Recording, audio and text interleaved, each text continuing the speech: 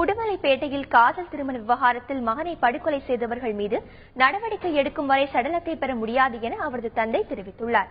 திருப்பூர் மாவட்டம் மடத்துக்குளத்தைச் சேர்ந்த சங்கர் என்பவரும், திண்டுக்கல் மாவட்டம் பழனியைச் சேர்ந்த கௌசல்யா என்பவரும் 8 மாதங்களுக்கு முன் வீட்டின் எதிர்ப்பை மீறி காதல் திருமணம் செய்து கொண்டனர். இருவரும் வெவ்வேறு சமூகத்தைச் சேர்ந்தவர்கள் என்று கூறப்படுகிறது.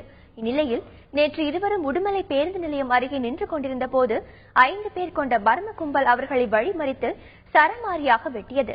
அதில் படுகாயமடைந்த சங்கர் மருத்துவமனைக்கு கொண்டு செல்லும் வழியிலேயே உயிரிழந்தார். அவரது மனைவி கௌசல்யா அரசு மருத்துவமனையில் சிகிச்சை பெற்று வருகிறார். இது தொடர்பாக பேசிய சங்கரின் தந்தை வேலுச்சாமி, ஏற்கனவே 3 முறை தமது மகனை கொல்ல கௌசல்யா குடும்பத்தினர் சதித்திட்டம் தீட்டியதாகவும் குற்றம் சாட்டியுள்ளார். இதோட 3வது ட்ரிப். அதுக்கு முதல்ல 5 பேர் வந்து அவங்க நல்லா நோட் பண்ணிக்கங்க. அவங்க அப்பா, அம்மா, அவங்க பாட்டி, தாத்தா, தாய்மாமா 5 பேருமே இவனை போடணும்னு அவ குறிக்கோளா இருக்கிறாங்க. இவனுங்க 5 பேரும் வந்தாத்த நான் இந்த பணத்தை எடுப்பேன். 2 பேர்த்தையுமே போட்டாங்க. அப்ப என் பையன் செத்து போயிட்டா இதுக்கு என்ன தீர்வு?